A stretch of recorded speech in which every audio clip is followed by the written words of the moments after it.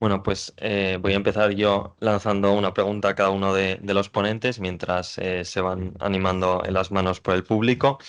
En orden, para Julián, me ha parecido muy interesante el uso de Afrodita como elemento para la configuración de identidades nacionales, en el caso de Chipre y Grecia, ¿no? Grecia también tiene esa disputa con Macedonia.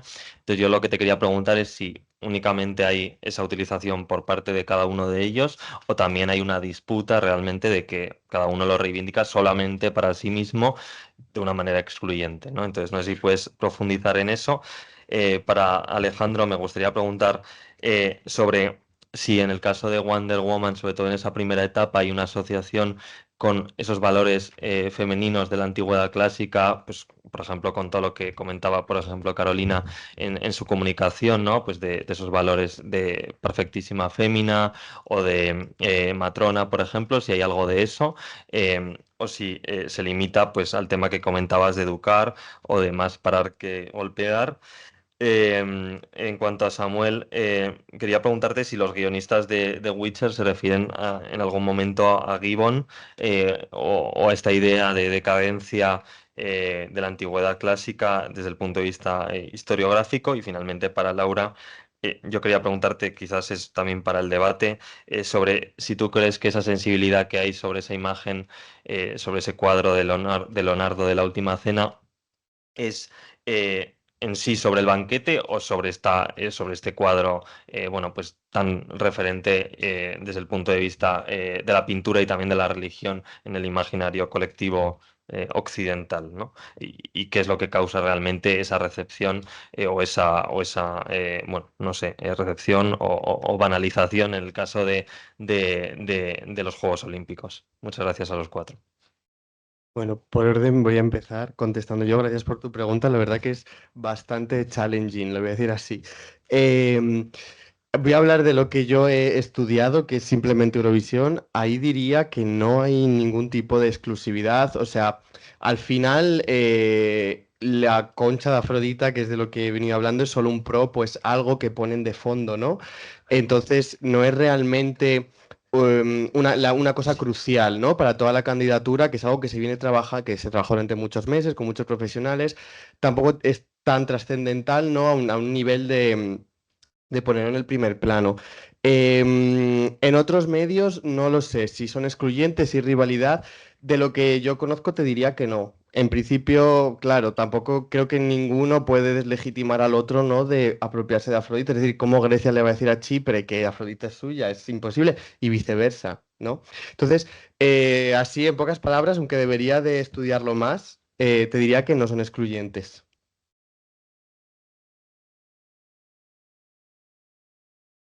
Bueno, yo he de decir que aún me queda por investigar más sobre todo el concepto de la mujer en la antigüedad y ver, pero sí, por ejemplo, no me dio tiempo a resaltar en la presentación una asociación que hay también con las heroínas de la antigüedad, por ejemplo, con Atalanta se me ocurre, que es que estas heroínas siguen muy ligadas al patrón heroico masculino, se adaptan a esa idea del héroe masculino. Atalanta es violenta como es violento Heracles y no propone otra opción heroica. Sí que limitante para la mujer en la antigüedad para ser heroína es mantenerse virgen. Desde que Atalanta, por ejemplo, rompe esa promesa de virginidad, deja ya de ser una heroína, enseguida le cae la maldición. Pero sí, luego es verdad que Marston sobre todo quiere proponer unos nuevos valores para las mujeres y la sociedad antigua de una u otra manera. Obviamente ha habido muchas alteraciones, pero sigue siendo uno de los pilares fundamentales de la sociedad a la que estaba criticando Marston, sobre todo en su trato hacia las mujeres. Bueno, esto es la pregunta. Eh, Al congreso al que voy, yo con mis imaginarios y mis cosas me dicen, pero lo menciona. Siempre. La, Casi nunca. Porque la cuestión es que al final se mueven en imaginarios. Nos estamos viendo en que lo que quieren representar es esta antigüedad intradiegética.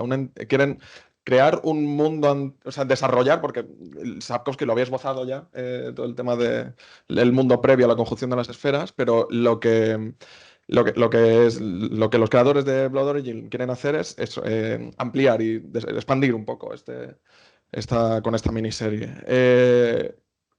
Entonces, en el momento en el que quieren representar un mundo antiguo propio de la narración, al final se acaban refiriendo no al mundo antiguo directamente, sino, como decía antes, a las ideas que se han concebido en torno al mundo antiguo, sobre todo en este caso a lo mejor más en el ámbito anglosajón, ¿no? Que pues, ha tenido el impacto de Gibbon y luego ya pues, a un nivel más general el fascismo o el imperialismo. Entonces, sí que sí, a mí siempre me gusta también indagar en, pues eso, a ver si a lo mejor pues lo mencionan, ¿no? O tal, pero no suele ser el caso. No suele ser el caso porque realmente lo que se mueven es en eso, ¿no? Que queremos crear una antigüedad. Entonces mi mente piensa en antigüedad y piensa en Roma que decae y cae, ¿no? Entonces, eh, y Roma, que era un imperio, que yo que no he estudiado el mundo antiguo, pues era un imperio esplendoroso y con mucha ciencia y cultura. Y entonces, pues lo traspaso y lo pongo en los elfos. Suele funcionar así, realmente. Con excepciones como Tolkien, que bueno, que sí que estudió 2 años de clásicas, entonces pues sí que tenía sus referentes claros, pero o el propio Sapkowski, ¿no? Que sí que se basa en toda esa amalgama de referentes que tiene, eslavos de todas partes. Pero bueno. En general, sí, en la cultura de masa suele funcionar así, estas recepciones. Vale, bueno, antes de responder, quiero agradecer a la gente que está desde Colombia viéndome porque se me había olvidado agradecer cuando empecé con la ponencia. Así que muchísimas gracias porque sé que allí son como las 5 y algo de la mañana. Entonces, muchísimas gracias por acompañarme desde la distancia. La pregunta era una de las que más esperaba porque realmente es por esa pregunta por la cual estoy aquí.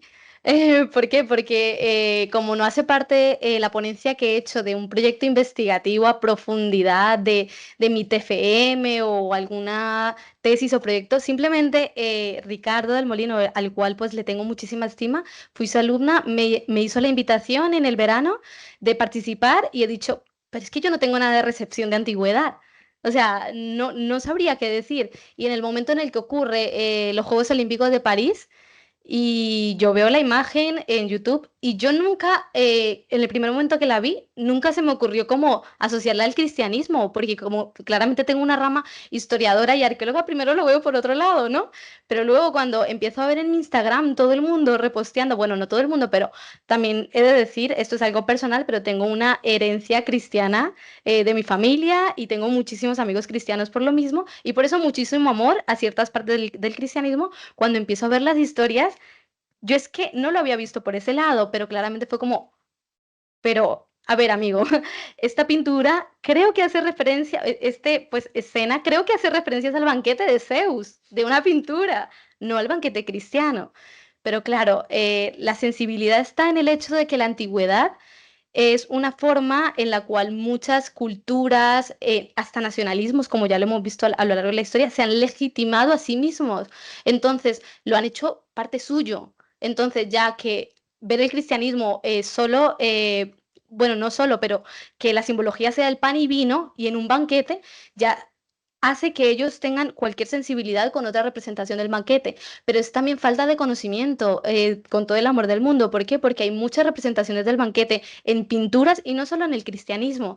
Entonces, esta sensibilidad se da porque cada grupo quiere hacer suyo una parte de la antigüedad que a veces ni sabe que hace parte también de la antigüedad o que tiene sus herencias en la antigüedad misma. Gracias. Gracias a los 4. Creo que online Oscar Aguado tiene una pregunta. Te escuchamos, Oscar. Sí, buenos días. ¿Se me escucha bien? No sé, no he probado el Sí, audio hasta se te ahora. escucha, se Sí, te escucha. gracias, Javier. Nada, en primer lugar, buenos días y quería dar la enhorabuena a los organizadores y organizadoras de esta nueva jornada de jóvenes, que desde la distancia me consta bueno, que está siendo estupenda y particularmente interesante todas las comunicaciones, tanto las de ayer como las del primer bloque y las de este bloque. Yo tengo una pregunta muy concreta para Samuel, un poco en relación a lo que ya ha contestado con esa última pregunta. Dentro de toda esta serie de, digamos, de recepciones mediadas, no soy, vamos, no, una pregunta es del desconocimiento porque conozco muy poquito de la serie de Witcher, pero al ver la escena que has proyectado de Blood Origin, ¿verdad? Era el Sí, vídeo, si no me eso es. equivoco. La estética de Sintrea, claro, esa monocromía, esa monumentalidad de la que hablabas, que de alguna manera ciertamente sí que remite o puede remitir a elementos de la estética fascista, a mí me recuerda mucho más a, que además creo que tiene sentido, ¿no? A la estética de Star Wars, también mediada a través del fascismo y que de alguna manera la propia estética de Star Wars en cualquiera de las producciones se recurre también a una recepción muy particular de la antigua Roma y del Imperio Romano, ¿no? Entonces, en esa cadena de recepciones, yo creo que está claro que, digamos, los elementos de recepción de Witcher están mediados a través, discursivamente, quizá de Gibbon, quizá de elementos del imperialismo, del fascismo, pero a nivel estético yo aquí veo claramente la influencia de la obra de George Lucas, que también lo mencionabas, pero no sé si estéticamente tú has hecho esa relación o vas a indagar más en ello, más allá del nivel discursivo, en el nivel estético, ¿no? Digamos, de esta producción en concreto. Nada, muchas gracias. Bueno, hola, Óscar. Igual recogemos las preguntas que hay en el público y que contesten a la vez, porque como vamos un poco mal de tiempo.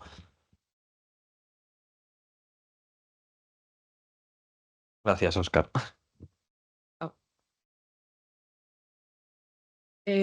Pues yo tenía una pregunta para Laura y es sobre, que me ha parecido muy interesante lo que has contado sobre cómo hay un cierto giro entre el banquete como lugar de bebida en común, que es lo que es en la antigüedad, y el banquete como hecho de comida en común, hasta el punto de que en la serie que has mencionado no están bebiendo, solo comiendo.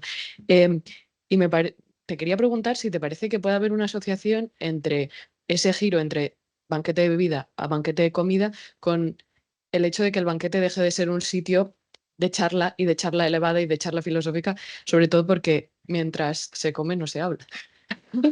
Y luego tenía también una pregunta que la podéis responder Julián o Alejandro, porque los dos habéis hablado un poco del tema y que, bueno, no sé, me gustaría pediros o daros la oportunidad de que mencionéis algo más sobre cómo esas identidades femeninas que pueden ser empoderantes también, las que representan las cantantes pop de las que ha hablado Julián o la Wonder Woman en sus diversas formas de Alejandro, cómo en realidad también son una construcción de una nueva feminidad que no deja de estar dentro del modelo heteropatriarcal y que, aunque plantea unas nuevas libertades conforme a la nueva época, también es un modelo creado al que se deberían adaptar las mujeres y que, o sea, también es un modelo opresivo, por así decirlo, ¿no?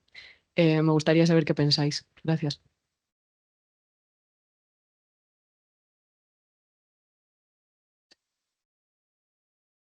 Bueno, mi pregunta casi que va un poco en la línea que comentaban Javier y Eli. Y bueno, es casi como un comentario que quiero dejar ahí, porque no sé si a lo mejor Alejandro, te has metido en esta cuestión y me parece muy interesante cómo se cambia el discurso de la justicia punitiva según qué periodo nos encontremos del siglo XX con Estados Unidos, ¿no? Y me parece muy interesante que coincida con periodos de posguerra, ¿no? Y que no sé si te has planteado ir por esta línea de cómo realmente se produce una banalización de la violencia, porque al final la guerra física, ¿no? que se ve en el periodo de guerra, pues de alguna manera tiene que trasladarse a un enfoque más doméstico y que también va acompañado de una invisibilización, ¿no? Entonces también va un poco en esa línea de la concepción de la mujer, pero sobre todo enfocado a este tipo de discurso. Bueno, yo por alusiones le quería hacer la pregunta, bueno, un comentario y un par de preguntas a Julián. La primera, no estoy yo del todo seguro si la recepción de la antigüedad en la era Meiji puede llegar a tener alguna repercusión en la recepción de la antigüedad en el K-pop. Porque, o sea, sí que es verdad que una recepción de la antigüedad en Corea, muchas veces mirada por Japón, en el último periodo de Joseon y también el Imperio de Corea. No sé, probablemente sepas más que yo, si la recepción de la antigüedad en el K-pop tiene más que ver con la recepción o el consumo de pues, el mito a través de Kylie Minogue y de Madonna y de referentes de la cultura pop estadounidense. Luego preguntas, me ha llamado mucho la atención que utilizases a Blackpink para el mito de Venus porque hay otros grupos y otras canciones que también hacen referencia incluso mencionada e intencionada a Venus y Afrodita. Y también, pues no sé cuánto habrás profundizado en la recepción en el K-pop, pero hay ejemplos muchísimo más claros con nombres de álbumes y nombres de canciones ya directamente que hacen referencia a la mitología griega. Y la otra pregunta es, tampoco sé si lo has profundizado, la dirección artística de Blackpink, que hace referencia a la antigüedad clásica. ¿Sabes quiénes son?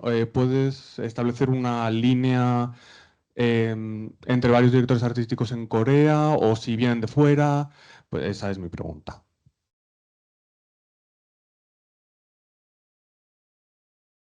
Sí, sí podemos contestar. Laura, ¿quieres hacer una pregunta? Si hay tiempo. Sí, vamos un poco mal. Sí. No, no, si no, luego no pasa nada que respondan y luego quedan.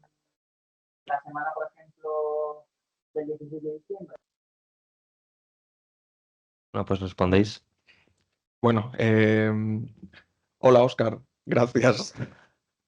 Gracias porque me acabas de dar pábulo a una pedazo de lucubración que excluí de la presentación y y bueno, ahora verá, bueno, lo primero, ¿que iban a través de Star Wars? Pues muy posiblemente, o no. O sea, como al final estamos hablando un poco de estos imaginarios, de estos conceptos, de estas concepciones de esto poner al mundo antiguo en un mismo sitio y representarlo en diferentes formatos de manera similar. Pues claro, en el caso de Star Wars, sí, bueno, sí que es una recepción más directa, ¿no? de Gibbon, pero al final, como decía en la presentación, lo que se está contribuyendo es a crear esa forma canónica de representar al mundo antiguo que decae y da paso a esta edad decadente de la Edad Media, ¿no? Y, pero podría haber totalmente también que hubiera habido una inspiración directa en Star Wars, totalmente, o sea, no descarto. No descarto. ¿Y por qué? La elucubración. Bueno, pues es que yo la primera impresión, cuando vi Sintrea, la ciudad, la primera impresión que a mí me dio fue, ostras, hay una figurat en medio. Y que se veía ahí un poco en la previsualización del vídeo. Bueno, eso lo excluí porque digo, no me voy a meter en el fregado de la recepción de Mesopotamia. Pero el caso es que, según me has hecho la pregunta, yo me he acordado de que en Star Wars, también en The Clone Wars, hay un par de capítulos que suceden en una especie de planeta esclavista. La capital pues es muy parecida a Sintrea. Tiene así como también muy claramente una ciudad en medio, también amurallada y una ciudad muy potente, muy grande. Y pues eso, también con una reina pues así como muy, ¿cómo decir? Como muy ornamentado todo, como esa imagen de esplendor, ¿no? De ciudad esplendorosa a costa de esclavizar y de colonizar. Entonces, pues eso, me lo he apuntado aquí y me gustaría explorar eso también, sí. Qué otro nuevo patrón de recepción puedo sacar de ahí. Gracias. Bueno, efectivamente, Elliot tiene razón y en gran parte se debe a que hay que tener en cuenta en el cómic y entiendo que también en la música pop, que son dos objetos culturales que además que están muy arraigados al propio capitalismo, que al final mantiene el propio sistema. En el caso del cómic sí es interesante, y con Wonder Woman en particular, es que hay casi siempre depende del guionista. El guionista nunca es permanente en el cómic. Hay veces que hay guionistas que duran muchos años escribiendo a un mismo personaje. Hay veces que dura muy poco. En el caso de George Pérez, por ejemplo, con ese Heracles Redentor, él se ceñía y escribía a feministas de su época para saber si la ruta que estaba siguiendo con el personaje era correcto o no. Él era capaz de entender ese icono en el que más o menos se había transformado el personaje para saber. En otros casos, no. Y entonces vemos una separación que se habla mucho de la Wonder Woman como personaje de cómics y la Wonder Woman como icono feminista, que muchas veces contrasta completamente. Y es el propio icono se ve más en objetos, en camisetas de Wonder Woman que deciden llevar mujeres, en tazas, en esa clase de objetos, y no tanto en que sean o no lectoras del cómic, que puede, como ya he dicho, estar completamente diferenciado. Y bueno, si respondo rápido a Carolina, si respondes tú a las dos. No he estudiado mucho ese asociación entre las guerras y cómo esto puede influir en la representación de la justicia punitiva y la redentiva, pero sí que se ve claro en los 90. El cómic los 90 es la época en la que el cómic tiene un primer boom de ventas y luego decae muy rápido en ventas, y en un intento de mantener esas ventas elevadas es mediante la violencia gráfica explícita y de la misma manera que de la sexualización de los cuerpos femeninos y demás. Por eso, porque intentan agarrar a ese público de adolescentes, generalmente masculinos, en vez de intentar buscar una mayor amplitud en otros lectores posibles. Vale, gracias Elio por la pregunta. Estoy totalmente de acuerdo contigo en el sentido en que sí, cuando se habla hoy día tenemos esta concepción de que cuando se come no se habla, perdona. Entonces, tenemos una serie de códigos y normas actualmente que nos dicen cómo comer, qué cubierto tener primero, qué otro después, que claramente no es así en todos los sectores sociales ni en todas las clases sociales, pero ya está marcado los códigos también de, pues estos códigos cotidianos y también el hecho del auge de cafeterías y de terrazas en España, por ejemplo, el picoteo, ¿no?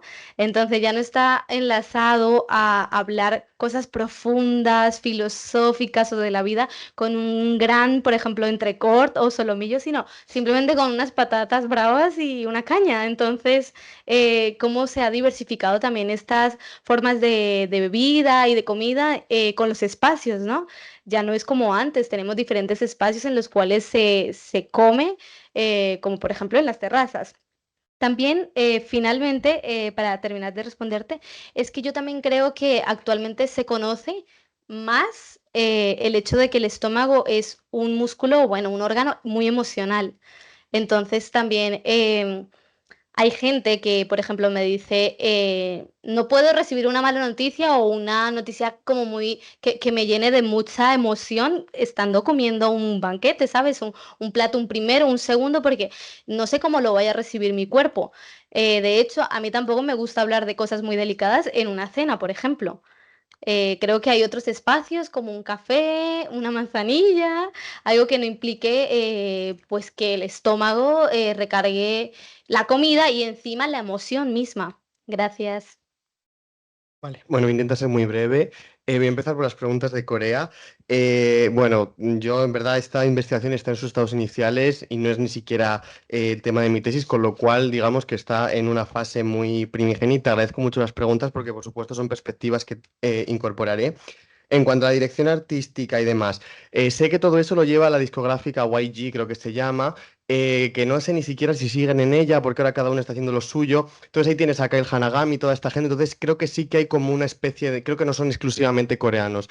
Lo que sí puedo decirte es que hay más videoclips en los que incluyo, bueno, los que he puesto en la pantalla, hay muchas más referencias en los videoclips, entonces hay una intención clara de incluir imaginarios, referencias clásicas en su trabajo, ¿vale? Si eso viene exclusivamente de directores coreanos o hay más gente, creo que no. Seguro que alguna persona perteneciente al ámbito anglosajón hay, casi seguro, pero eso tendría que mirarlo. Sí que lo he buscado, pero está un poco críptico.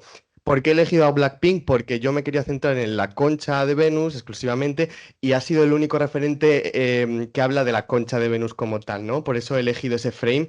Además, se alinea muchísimo con las otras canciones de Un amor loco que ellas no pueden controlar, que por favor sácame de aquí. Está como muy bien hilado, ¿no? Sé que BTS tiene una performance, creo que es en los MTV o algo así, que cantan Dionysus, pues eso, que hay muchísimas referencias, pero no me servían para una cosa tan específica. Em, Y luego más, bueno, lo que has dicho de la arquitectura y eso, si realmente yo no tengo ni idea de la arquitectura, sí que eso te lo dejo a ti. Simplemente quiero aclarar que esto, como he dicho un poco en la presentación, es una recepción en la cultura de masas, con lo cual la clave es completamente distinta a la que pudiera haber en otras épocas, ¿no? He elegido también Blackpink porque es un ejemplo claro de cómo ellas están apelando a un público, a un target internacional que va más allá de Corea, ¿no? Un grupo tan famoso que cantan en inglés y es una forma de crear esa identidad híbrida que he dicho, ¿no? Voy a ir corriendo a la pregunta de Elion, que creo que ya estoy bastante cubierto. Te quería recomendar a ti y a quien le interese, hay una buena aportación sobre esto en un libro de Imagines que es Troy of a City, creo que es de 2019, y es el capítulo de Thomas Jenkins, que habla de cómo a la Helena de Troya en la Troy of a City, que está en Netflix ahora mismo, justo se le quiere dar un empoderamiento y una autoridad que no tiene, pero que está en verdad construyendo una identidad opresiva en ella, ¿no? Y cómo en realidad el personaje de Briseida, al meterla en un trío queer y demás, pues como que consiguen justo lo que pretendían con Elena. Esa es muy interesante. Yo te iba a decir, hay que pensar un poco también, claro, que Kylie Minogue es de los 2000, 2010. No es la situación que hay actual y por supuesto la influencia de los queer studies tienen muchísimo peso en cómo también nosotros vemos ahora la sociedad, pero en caso como Beyoncé, yo no creo que haya una feminidad tan opresiva, ¿no? Ella al final, aunque sí que es el momento, está canonizando, entre comillas, un modelo de mujer cis, ¿no? Embarazada y demás, es al final una Venus negra, ¿no? Que no está saliendo de la espuma, está saliendo de un césped. Tiene ahí no sé si lo habéis visto en el PowerPoint, el busto de Nefertiti, ¿no? Como haciendo una alusión a eso, a Egipto, África, todo eso. Entonces es realmente, creo que no es una feminidad de la americana rubia blanca o europea rubia blanca, ¿no? Que suele ver. Yo creo que ahí sí que es un modelo un poco, y además sale embarazada, está haciendo que no sale ni siquiera con un físico, digamos, canónico con el que se suele representar a las mujeres, o bueno, me habéis entendido, ¿no? Entonces, por supuesto, tienes toda razón, pero creo que hay que ver un poco en el contexto y también eso, la excepción de Beyoncé y seguramente que hay más. Gracias. Muchas gracias a los 4 ponentes y a todos por las preguntas.